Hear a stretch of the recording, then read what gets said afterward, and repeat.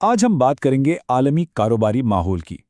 ایک ایسی دنیا جہاں سرحدیں بس نقشوں پر رہ گئی ہیں اور مقابلہ کہیں سے بھی کسی بھی وقت سامنے آ سکتا ہے۔ سچ پوچھیں تو بزنس کی دنیا اب ویسی بالکل نہیں رہی جیسی پہلے ہوا کرتی تھی۔ تو یہ سب کچھ بدلا کیسے؟ سوچیں کہ پہلے ہر ملک ایک الگ جزیرے جیسا تھا جس کی اپنی الگ مارکیٹ ہوتی تھی، لیکن آج یہ سارے جزیرے مل کر ایک بہت بڑا عالمی سمندر بن گئے ہیں جہاں کی لہریں ہر ساحل پر پہنچتی ہیں۔ دیکھیں، ماضی میں مینیجرز کا کام کافی سیدھا سادہ تھا۔ وہ ایک بند دائرے میں کام کرتے تھے جہاں تجارت اور مقابلہ سب کچھ مقامی سطح پر ہی ہوتا تھا۔ ہر ملک کی معیشت ایک طرح سے اپنی ہی دنیا میں مگن تھی۔ مگر اب کہانی بالکل مختلف ہے۔ آج دنیا ایک کھلی منڈی ہے۔ کمپنیاں صرف اپنے ملک میں نہیں بلکہ پوری دنیا میں سامان خریدتی، بیچتی اور مقابلہ کرتی ہیں۔ ظاہر ہے اس وجہ سے کاروبار کرنے کے پرانے طور طریقے اب کام نہیں آتے۔ تو سوال یہ ہے کہ آخر یہ اتنی بڑی تبدیلی آئی کیسے؟ اس کی دو بڑی وجوہات تھیں۔ یوں سمجھے کہ دو چابیوں نے اس عالمی تالے کو کھول دیا۔ پہلی چابی تھی سیاسی اور معاشی۔ خاص طور پر ٹیرف جیسی تجارتی رکاوٹوں کو کمزور کیا گیا۔ ٹیرف یعنی وہ ٹیکس جو باہر سے آنے والے سامان پر لگایا جاتا تھا تاکہ مقامی صنعتوں کو تحفظ مل سکے۔ یہ ٹیکس ایک دیوار کی طرح تھے جو ملکوں کے درمیان تجارت کو بہت مہنگا اور مشکل بنا دیتے تھے۔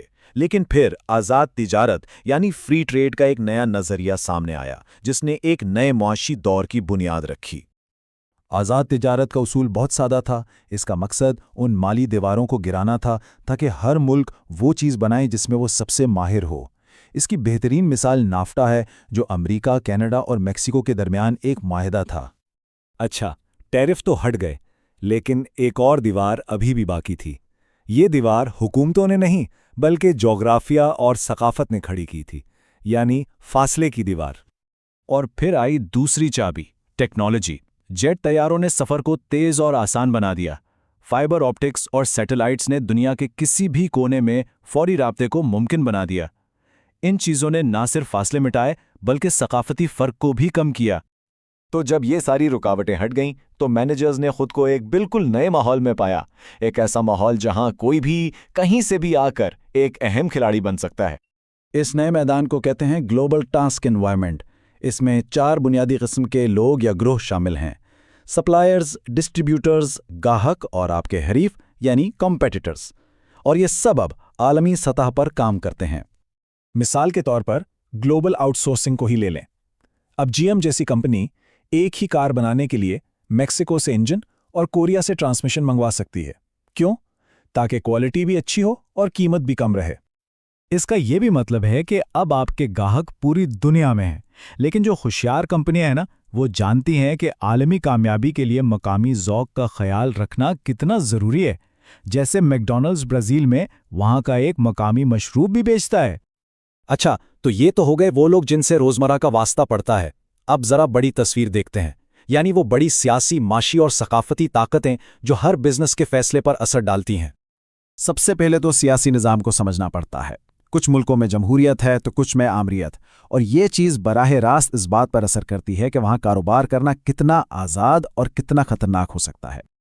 اسی طرح معاشی نظام بھی بہت اہم ہے۔ کیا معیشت آزاد ہے جہاں ہر چیز کا فیصلہ خریدار اور بیچنے والے کرتے ہیں، یا پھر سب کچھ حکومت کے کنٹرول میں ہے؟ یہ آپ کی پوری بزنس اسٹریٹجی کو بدل سکتا ہے۔ اور شاید سب سے اہم چیز وہاں کی ثقافت۔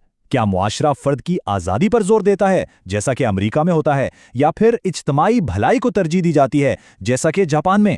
یہ بات آپ کے ملازمین اور گاہکوں دونوں کے لیے بہت اہم ہے۔ ایک اور دلچسپ ثقافتی پہلو ہے پاور ڈسٹینس، مطلب ایک معاشرہ امیر اور غریب کے فرق کو کس حد تک قبول کرتا ہے۔ کیا وہاں باس اور ملازم کے درمیان بہت زیادہ فاصلہ ہوتا ہے، یا وہ مل جل کر برابری کی سطح پر کام کرتے ہیں؟ تو ان سب باتوں کا ایک جدید مینیجر کے لیے کیا مطلب ہے؟ سچ پوچھیں تو یہ ایک دو دھاری تلوار ہے۔ ایک طرف بے شمار مواقع ہیں تو دوسری طرف اتنے ہی بڑے خطرات بھی۔ ایک طرف تو فائدے ہی فائدے ہیں، آپ اپنا سامان اربوں نئے لوگوں کو بیچ سکتے ہیں، دنیا بھر سے بہترین اور سب سے سستا سامان خرید کر اپنی لاگت کم کر سکتے ہیں۔ لیکن سکے کا دوسرا رخ بھی ہے، خطرات بھی کچھ کم نہیں۔ اب مقابلہ صرف مقامی نہیں بلکہ عالمی ہے، اور ایک چھوٹی سی ثقافتی یا سیاسی غلطی بہت مہنگی پڑ سکتی ہے۔ تو خلاصہ یہ ہے کہ آج کے مینیجر کا اصل چیلنج ہی یہی ہے، اس نئے عالمی ماحول کو سمجھنا اور اس میں کامیابی سے اپنا راستہ بنانا۔ یہ آسان بالکل نہیں، لیکن یہی چیز اس کام کو پہلے سے کئی زیادہ دلچسپ بناتی ہے۔ اور آخر میں ایک سوال جو سوچنے پر مجبور کرتا ہے، ایک ایسی دنیا میں جہاں سامان، لوگ اور خیالات سب کچھ آزادانہ طور پر سرحدوں کے آر پار جا رہا ہے، تو پھر مقامی یا لوکل ہونے کا مطلب کیا رہ گیا ہے؟